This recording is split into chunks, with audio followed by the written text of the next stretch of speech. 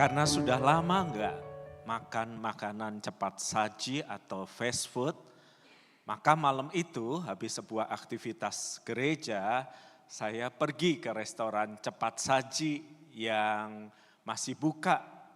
Mungkin dia juga buka menjelang tengah malam. Jam 10.30 malam itu sepi banget. Saya duduk di pojok, menaruh laptop saya, memeriksa beberapa jadwal saya sembari menikmati french fries di situ. Saya jarang banget makan makanan itu lagi, tetapi sesekali bolehlah. Dan Coca-Cola, juga barang yang agak jarang saya sentuh. Nggak terlalu suka. Nah, 15 menit kemudian datanglah dua orang muda seusia Anda, dugaan saya mereka masih mahasiswa. Duduk di sebelah sini sehingga saya bisa melirik mereka berdua. Saya tahu mereka pasti berpacaran. Kenapa? Karena sejak mereka masuk ke restoran cepat saji itu, mereka kadang pelukan, kadang gandengan tangan. Habis pesan mereka ambil pesanan mereka duduk di situ. Menikmati french fries yang cuma sedikit dimakan berdua, ayam yang juga cuma satu dimakan berdua, dan Coca-Cola yang cuma satu. Untuk pengetahuanmu nak, itu hanya berlaku semasa kamu pacaran. Setelah menikah kamu akan kelaparan, kayak gitu. Nah, saya ngelihat bahwa sang perempuan itu makan ayam itu dia nggak makan kulitnya. Tumben-tumbenan ya, biasanya kulitnya kan bagian paling enak. Jadi setelah semua hampir habis kulitnya itu udah dikupas, lalu dia berkata, saya nggak usah curi dengar, suaranya kedengaran kok. Untuk kamu aja kok kulitnya, aku tahu kamu suka. Yang disebut ko itu seorang laki-laki tentu saja berkata, bagi dua aja, gak enak kalau saya makan sendirian. Terus mereka berdua ketawa gitu saudara-saudara. Pada saat itu saya ingat beberapa di antara Anda yang masih jomblo di gereja. Kok jemaat saya nasibnya mengenaskan ya, kok gak kayak mereka. Lalu entah bagaimana apa yang terjadi, si laki-laki itu makan agak cepat, agak banyak. Lalu yang perempuan berkata, lo kok dihabisin? Yang satu menjawab, lo tadinya katanya kan untuk aku. Lo tapi Koko kan bilang bagi dua. Tadi itu 6 potong, Koko sudah makan 4. Drama deh, mulai deh. Lalu bukannya berhenti, sang laki-laki malah mencomot satu lagi, dimakannya. Yang perempuan kayaknya agak kesel, dicubitlah pinggang si laki-laki. Si laki-laki berteriak, aduh gitu ya. Dan saya nggak tahu itu beneran atau enggak, tetapi dia membalas dengan mencubit pinggang yang perempuan juga gitu ya. Fatal. Saya sudah tahu fatal. Karena yang perempuan mohon maaf agak gemuk. Dan ketika dipegang aja udah fatal apalagi dicubit ya. Nah ketika dicubit agak keras itu yang perempuan kaget, terkejut, marah. Dia mendorong yang laki, refleks yang laki mendorong yang perempuan terjengkang. Saya kalau tahu dari tadi akan berakhir kayak gini tuh. Udah saya videoin. Benar harafiah terjengkang, bayangin. Lalu yang perempuan itu mencoba untuk berdiri dan dia nampaknya kesel, marah. Dan dia berjalan keluar. Yang laki-laki kelihatan bingung menatap saya. Satu-satunya yang hadir saat itu. Lalu dia nanya, Om, saya mesti gimana? Pertama, don't call me Om. Kamu bukan keponakan saya. Yang kedua, jangan pernah memegang bagian pinggang apalagi ketika mohon maaf partnermu agak gemuk apalagi keras. Susul segera sana. Yang perempuan sebenarnya masih di pintu, saudara-saudara. Tapi begitu yang laki mau keluar, pintunya itu ditahan kayak security itu. Lalu yang laki-laki nengok ke arah saya. Dan saya hanya memberi kode. Saudara, mengapa sih sebuah peristiwa yang harusnya menyenangkan, masa pacaran yang harusnya menyenangkan, diawali dengan tindakan yang kelihatannya baik dan menyenangkan, itu bisa berujung harafiah pada yang perempuan terjengkal dan marah, dan kayaknya mereka punya sesuatu yang serius untuk diselesaikan.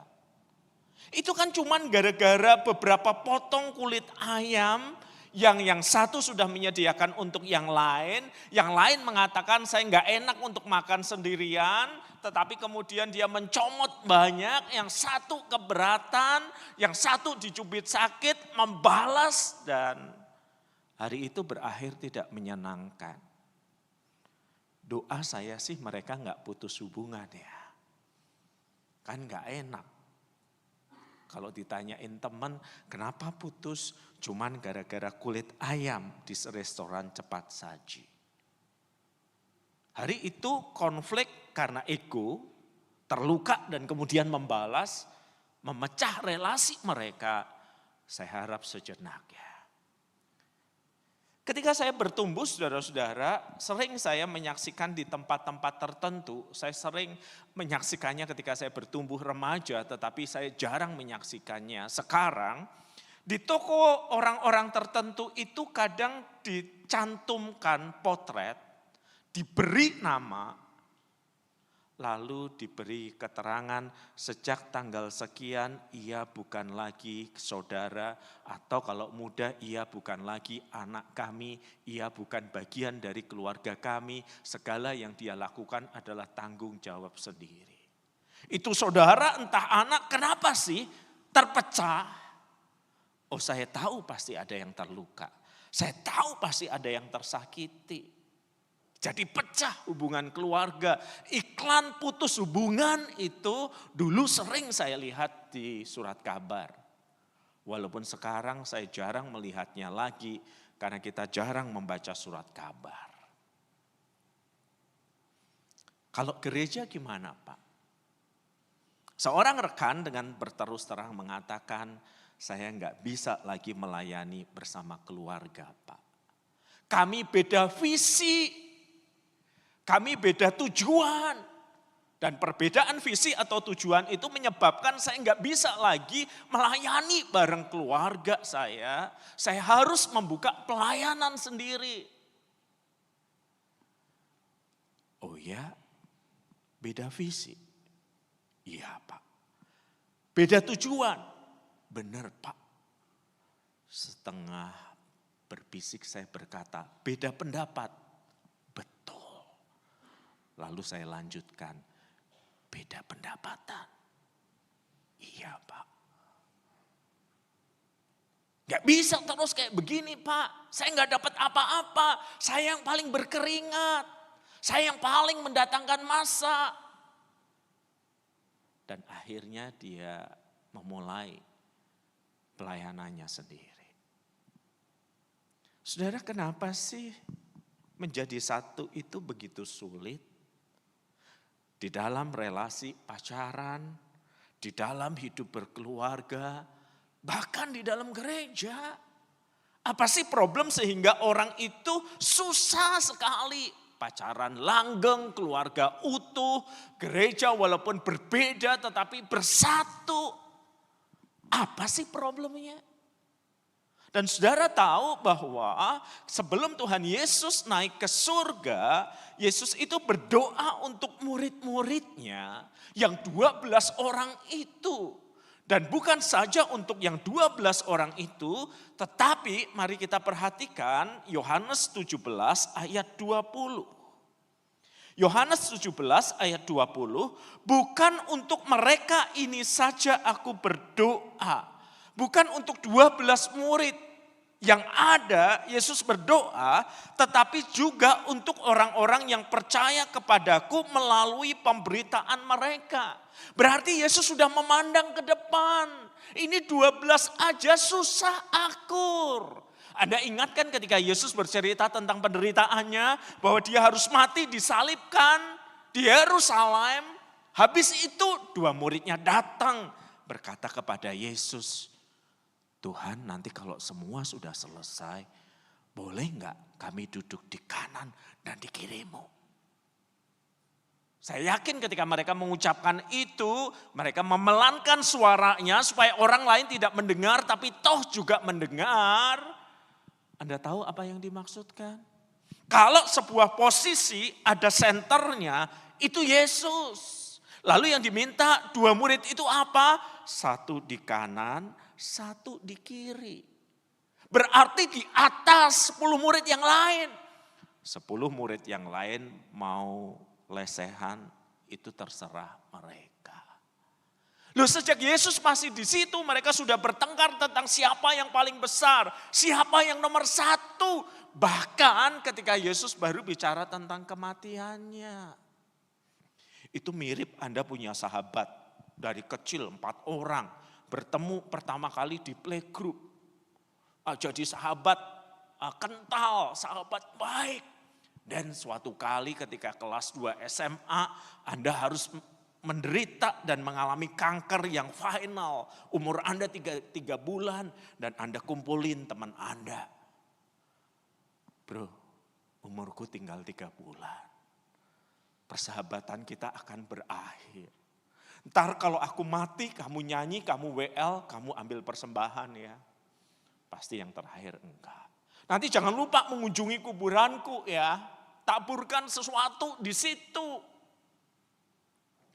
Teman mengangguk, lalu sesudah Anda meneteskan air mata, teman Anda nanya, 3 bulan lagi ya.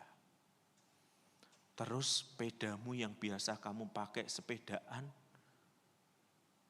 gimana nasibnya? Gak mikir aku.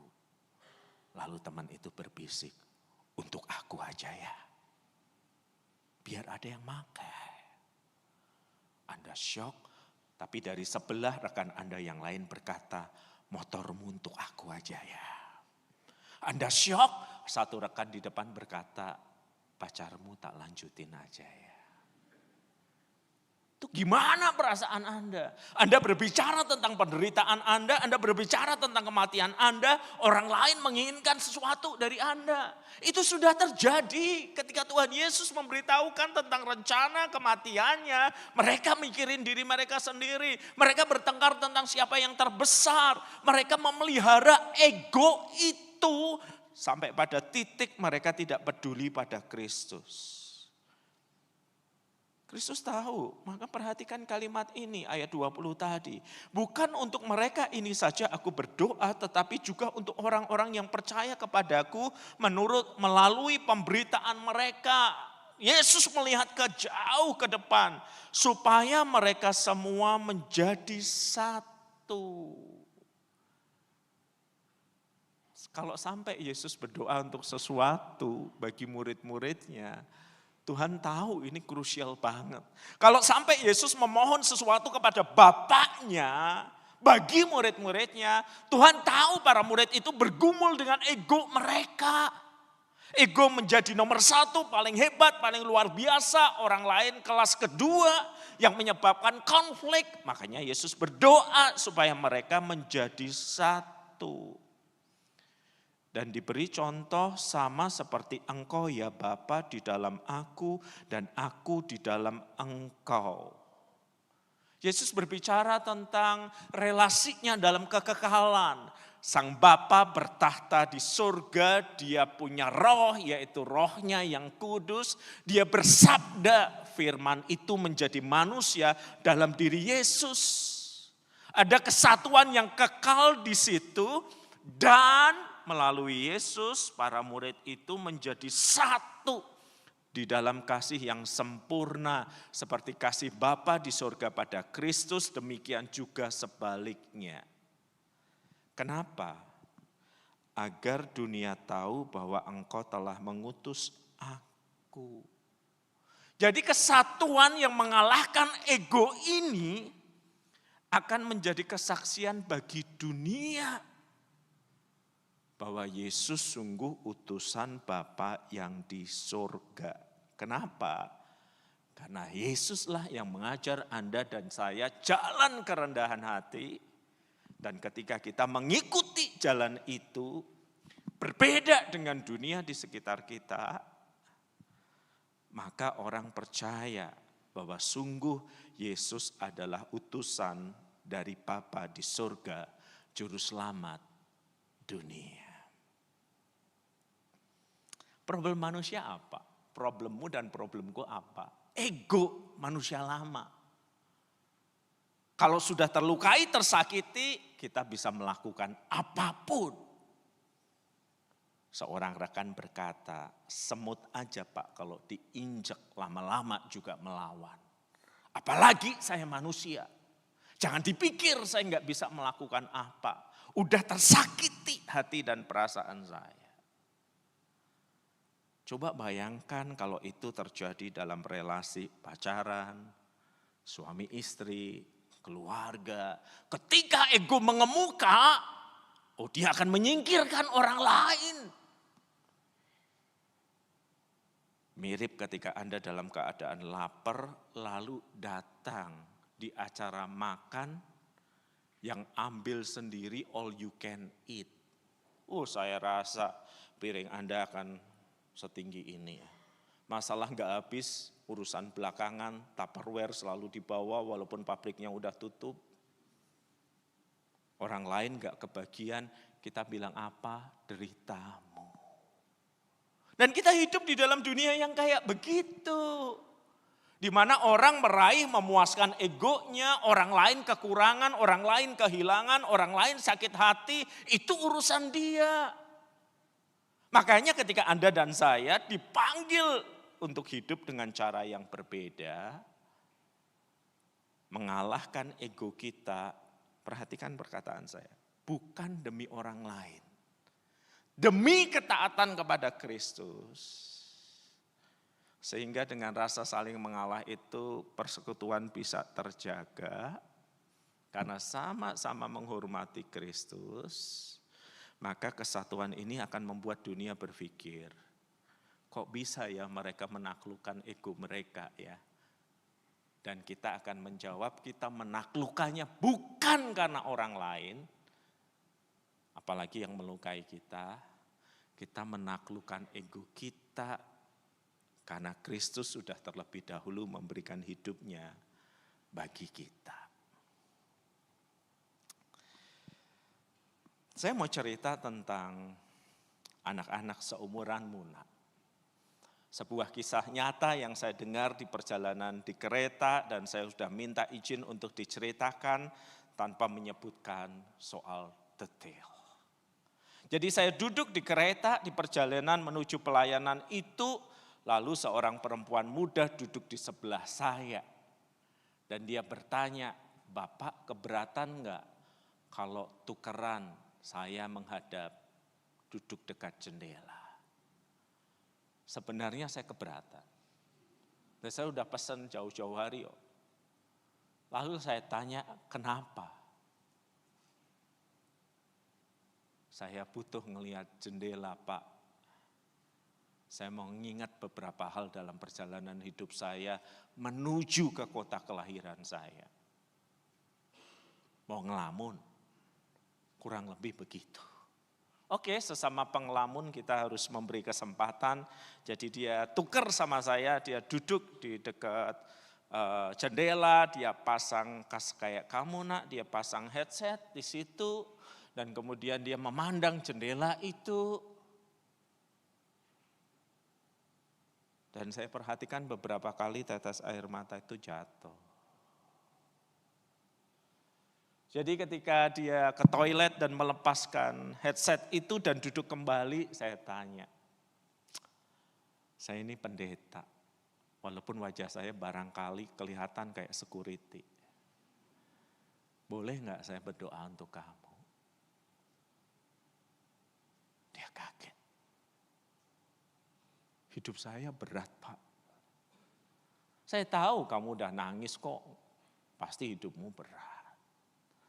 Lalu dia menceritakan beberapa episode dari kehidupannya. Episode pertama adalah ketika tanpa alasan yang jelas dia diusir oleh bapak ibunya, papa mamahnya. Hanya karena memilih jurusan sekolah yang gak sesuai harapan mereka. Dia terpaksa pergi hidup bersama dengan saudara jauh, bekerja, kembali kuliah, dan lakukan semuanya sendiri. Bapak bayangkan belum genap 17 tahun saya meninggalkan rumah hanya karena papa mama kecewa dengan jurusan yang saya ambil di SMA itu. Dan yang kedua Pak, setelah papa mama tahu bahwa saya bekerja dan jumlah gaji saya lumayan, entah dari mana dia tahu, dia berkata rumahmu nak, rumah masa kecilmu bocor, banjir dan banyak hal. Saya kirim uang Pak. Tapi teman saya yang masih di kota itu bilang, papa mamamu tidak lagi tinggal di rumah masa kecilmu, mereka kontrak, saya ditipu oleh orang tua saya sendiri. Jadi saya tanya, kenapa kamu mau balik? Apakah kamu dalam misi rahasia untuk membunuh mereka? Kenapa balik? Ya kan, kalau Anda di posisi saya, Anda pasti akan nanya, ngapain balik? Udah diusir, diminta kirim uang, tetapi ditipu oleh orang tua sendiri. Ngapain balik? Dan saya juga nanya yang sama ke dia, ngapain balik? Saudara, saya bilang, papa mama saya dalam waktu yang berdekatan keduanya kena stroke Pak, terbaring. Gak usah balik. Doain mereka segera diberi kedamaian abadi. Dia ketawa lalu ngeliat wajah saya. Saya bingung Bapak serius atau lucu sih? Saya serius. Dia ketawa dan berkata, seandainya bisa begitu ya Pak.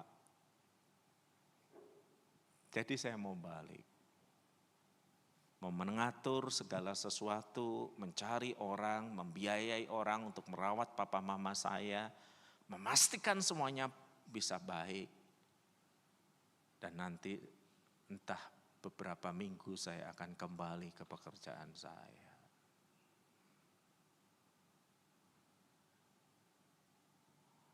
Anda tahu ketika saya mendengar kalimat itu apa yang kemudian saya katakan? Saya baru tahu loh ada malaikat naik kereta api.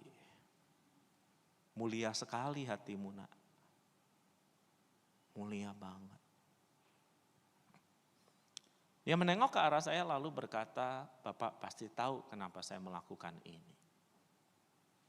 Jangan tanya, daging saya nggak suka. Tetapi saya mau hormat cuman pada satu nama, Yesus yang udah mengubah hidup saya. Dan semoga Yesus yang sama mengubah papa mama saya.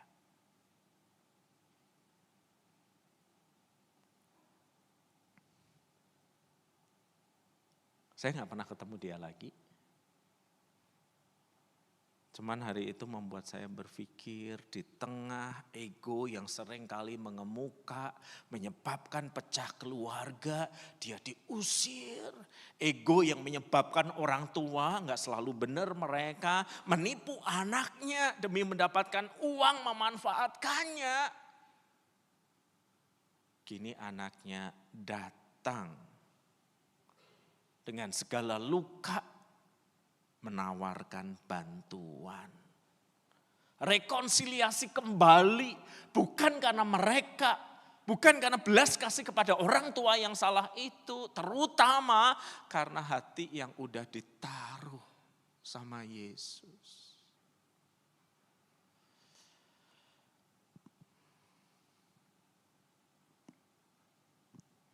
Hari ini kita menyaksikan di dunia ya, gara-gara dua pemimpin negara besar saling bertarung, ekonomi dunia amburadul. Dua orang pria yang sama-sama ingin menunjukkan dia berkuasa. Satu tidak mau kalah. Perang dagang terjadi. Dan Anda sudah merasakan akibatnya, Anda dan saya. Ini dunia di mana kita hidup. Ego dilambungkan tinggi demi kemenangan, mengalahkan pihak lain. Makanya ketika ada orang-orang yang bisa menundukkan ego mereka karena rasa hormat pada Kristus dan hidup satu dengan yang lain dengan rukun dan baik, dunia akan mengenali ini sesuatu yang berbeda. Dan sesuatu yang berbeda terjadi karena Tuhan Yesus Kristus telah turun tahta. Yuk lihat konflik-konflikmu dan konflik-konflikku yuk. Konflik dengan teman, konflik dengan pacar, konflik dengan papa mama, konflik di dalam keluarga, konflik dengan orang lain. Bisa jadi mayoritas terjadi karena ego yang sudah terlukai dan ego yang kemudian ingin membalas dan yang satu pun melakukan hal yang sama. Apa yang seharusnya terjadi? Ketika Sang Sabda yang menjadi manusia itu sungguh bertahta di hati. Ia menolong kita untuk merendahkan hati sekali lagi. Karena kita mencintai Sang Sabda yang telah menjadi manusia. Yesus namanya. Enggak mudah. Tetapi ingat ketika Yesus memanggil kita, dia memanggil kita untuk memikul salib kita berjalan sampai mati. Ego dan diri kita. Mari kita berdoa. Kami sudah melihat begitu banyak konflik di dunia karena ego yang terluka. Kami sudah banyak mengalami tersakiti juga karena ego orang lain yang menjadi tinggi dan melukai kami dan kami terlukai terus-menerus. Kami sudah melihat konflik terjadi karena ego. Dan Kristus, Engkau menjadi penunjuk jalan bagi kami untuk memperlihatkan Engkau meninggalkan tahtamu yang mulia untuk melayani, mati, hidup sebagai hamba. Dan Engkau memanggil kami untuk mengikuti-Mu, menaklukkan ego kami kepada Kristus, agar kami bisa mengasihi orang lain. Kami tahu disitulah letak permasalahan kami. Bukan seberapa jahat orang kepada kami, tetapi ego kami yang terluka sulit kami letakkan di bawah Kristus. Kami lebih suka membalas. Maka kami mohon ya Roh Kudus kuatkan kami. Agar di dalam luka kami masih sanggup berlutut pada Kristus. Dan memberi ruang bagi orang bahkan yang pernah melukai kami. Memberi ruang bagi orang lain untuk sebuah kebersamaan. Sehingga dunia mengenal kami disatukan bukan karena bisnis, bukan karena cuan, bukan karena sekedar pertemanan. Tetapi kami bersama-sama menaklukkan ego kami kepada Kristus. Sehingga ada ruang bagi orang lain di sekitar kami. Tolonglah kami ya Tuhan. Mampukanlah kami ya Roh-Mu yang kudus. Di dalam nama-Mu kami berdoa dan menyerahkan perjalanan kehidupan kami. Amin.